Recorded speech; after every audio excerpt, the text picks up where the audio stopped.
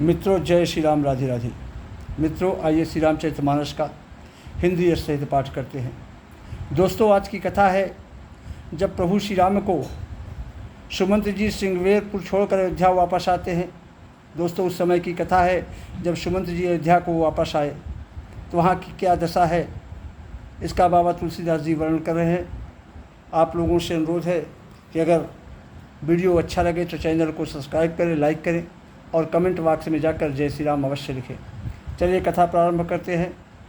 तो राम लखन सीता सहित सोहत परन निकेत, जिम बासो बस अमरपुर सची जयंत समेत।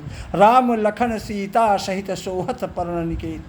लक्ष्मण जी और सीता जी सहित श्री राम जी पर्णकुटी में, चित्रकूट में जो पर्णकुटी बनी हुई है उनकी ऐसे सुशोभित है जैसे अमरावती में इंद्र अपनी पत्नी सची और पुत्र जयंत सहित बसता है।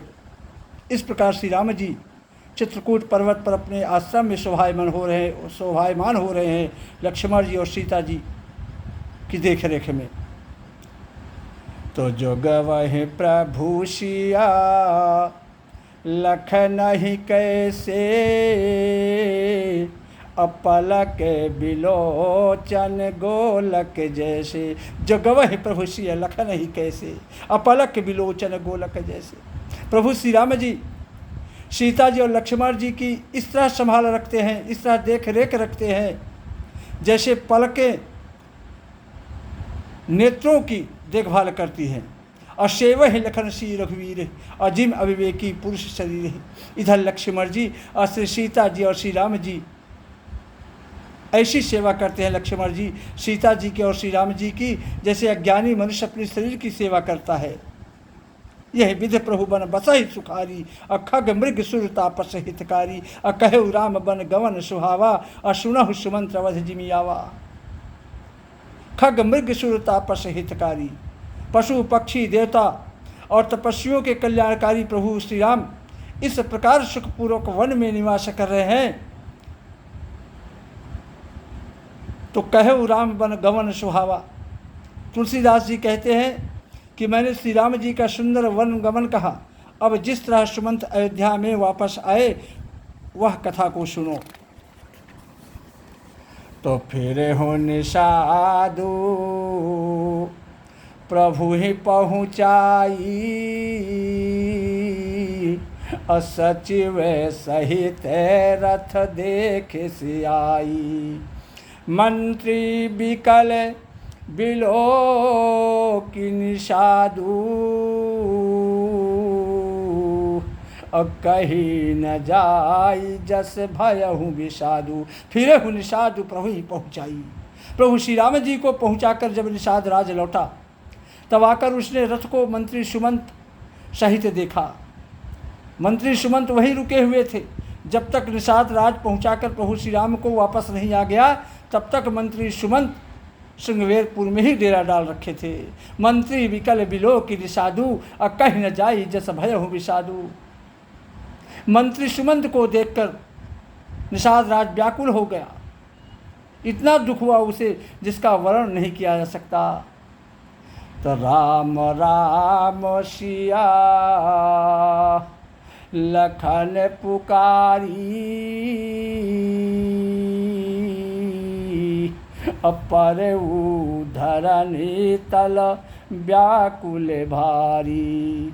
देखी दक्षिण दिशि है ही नाही, अजन बिनु पंख बिहग अकुलाही। निषाद को अकेले आया देखकर मंत्री सुमंत हा राम हा सीते हा लक्ष्मण कहकर पुकारते हुए बहुत व्याकुल होकर धरती पर गिर पड़े।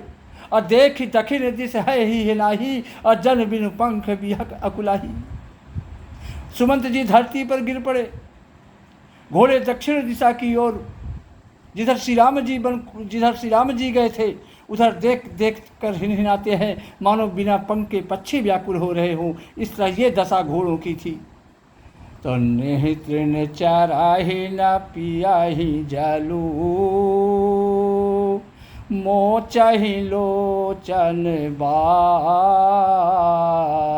अव्याकुल भय निषाद सब रघुवर बाजी निहार। नहीं तृण चरहि न पियहि जलु मोचहि लोचन बारी। वे घोड़े न तो घास चरते हैं न जल ग्रहण करते हैं, केवल आंखों से अपने जल बरसा रहे हैं। आंखों से सुधारा बह रही है घोड़ों की आंखों से।